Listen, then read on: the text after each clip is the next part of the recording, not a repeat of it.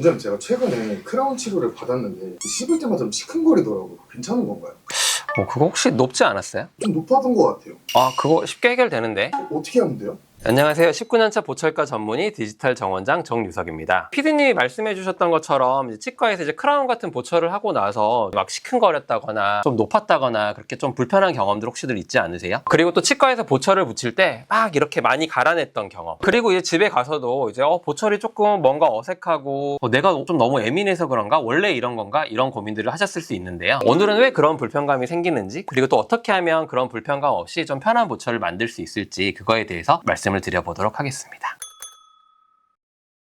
보통 이 두 가지 종류가 있을 수 있습니다. 첫 번째는 이제 충치가 너무 심해서 많이 이제 치아를 삭제한 경우에는 당연히 이제 신경이 예민해져 있기 때문에 일시적으로 시리실 수 있거든요. 그런 경우에는 이제 보통 시간이 지나면 괜찮아지는 경우가 많거든요. 다른 경우로는 시간이 지나도 괜찮아지지 않고 좀 불편한 경우가 있을 수 있습니다. 그건 바로 높이가 좀 높은 경우가 그런데요. 높이가 높다 보면 이제 뭔가 좀 먼저 닿는 것 같고 자꾸 자극이 되기 때문에 계속 시큰시큰한 게 좀 남아 있을 수 있거든요. 그런 경우에는 높이만 정확하게 잘 조정을 해드리면 이제 훨씬 더 편안한 상태가 되실 수 있습니다. 저도 이제 보철과 수련을 하면서 이제 굉장히 이제 많은 환자들 크라운도 하고 이것저것 많이 보철 치료를 했는데요. 과거에는 본을 떠가지고 보철을 만들었습니다. 고무 찰흙 같은 걸 트레이에 놓고 그걸 환자분 구강 내에 이렇게 물려주면 그거를 물고 한 5분 정도 이렇게 기다리고 했어야 됐잖아요. 근데 그러다 보면 아무래도 입도 계속 벌려야 되고 침도 나오고 이제 움직이면 잘못될 수 있기 때문에 굉장히 불편한 과정을 겪었잖아요. 이 본뜨기 방식이 그렇게 불편한 것뿐만이 아니라 오차가 생길 수 있는 부분들이 많거든요. 환자분들이 본을 뜨는 과정 중에 잘못 문다거나 움직이게 되면 이게 틀어지게 되기 때문에 만든 보철물이 잘 안 맞을 수도 있고요. 그래서 본이 잘 떠졌다고 하더라도 이런 석고를 붓는 과정에서도 잘못 붓게 되거나 그렇게 되면 이제 오차가 생길 수 있습니다. 그 다음 중간중간 단계에서 그런 석고를 크라운을 만들 때 중간중간을 잘라가지고 이걸 뭔가를 만들거든요. 그런 자르는 과정에서도 오차가 생길 수 있고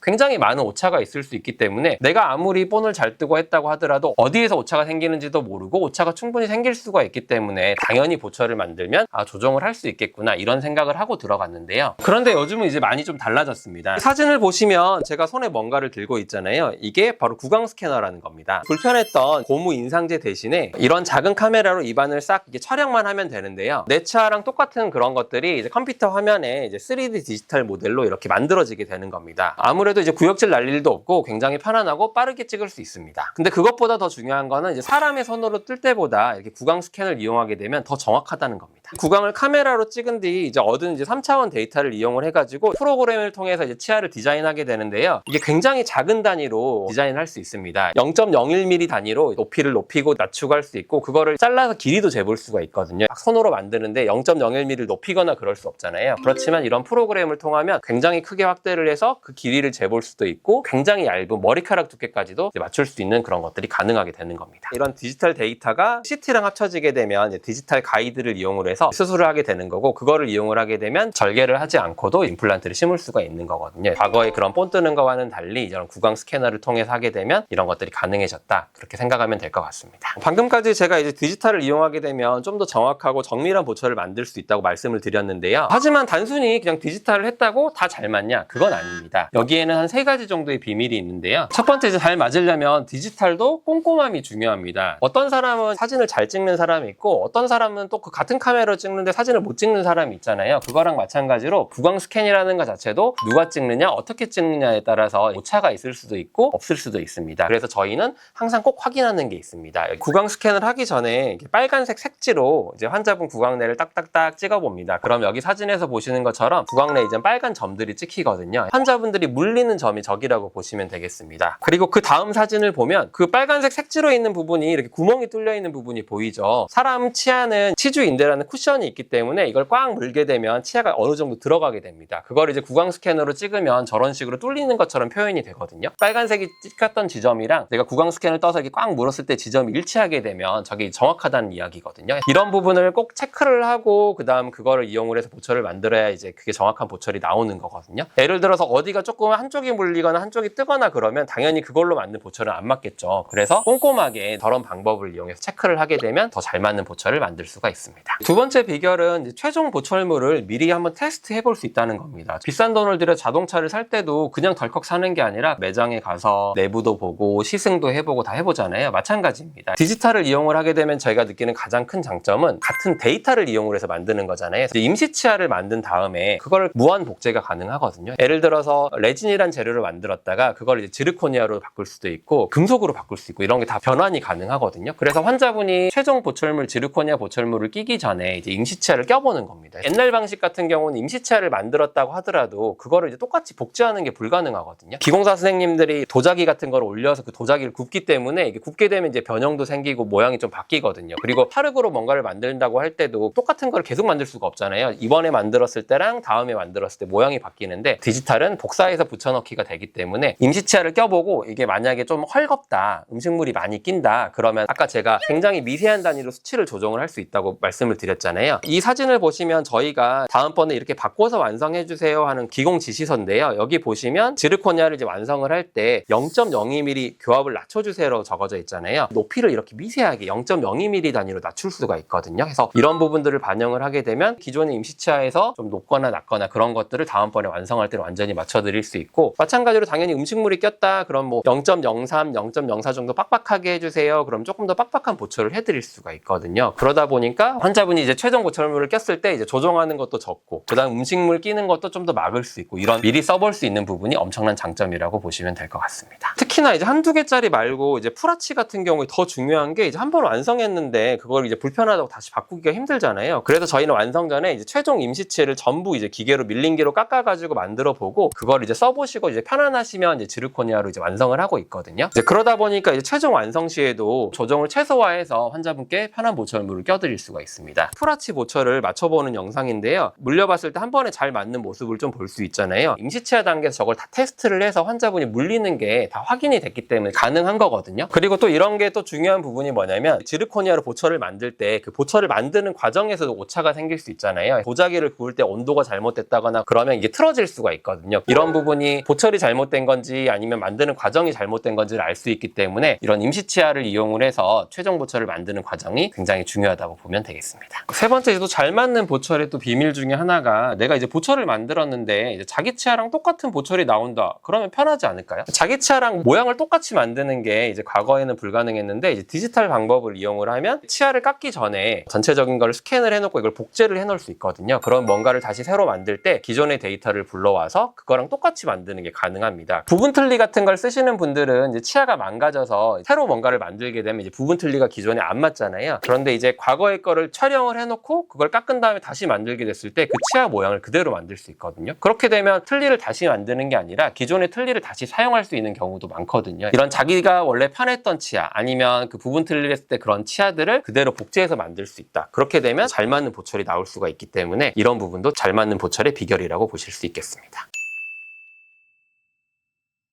오늘은 이제 잘 맞는 보철의 비결에 대해서 말씀을 드렸는데요. 치과에서 보철 치료를 받으시고 이제 막 불편하시거나 그러실 수 있잖아요. 근데 그런 부분들이 디지털이라는 방법을 이용을 하면 조금 해결이 되고 좀 도움이 될 수 있는 부분이 있기 때문에 단순히 잘 맞는 보철이 아니라 자기의 치아를 다시 불러와서 예전처럼 만들 수 있는 이런 방법도 있기 때문에 요거 좀 염두에 두셔서 치료 잘 받으시고 오래오래 맛있는 식사 잘 하시면 좋을 것 같습니다. 지금까지 디지털 정원장 정유석이었습니다. 감사합니다.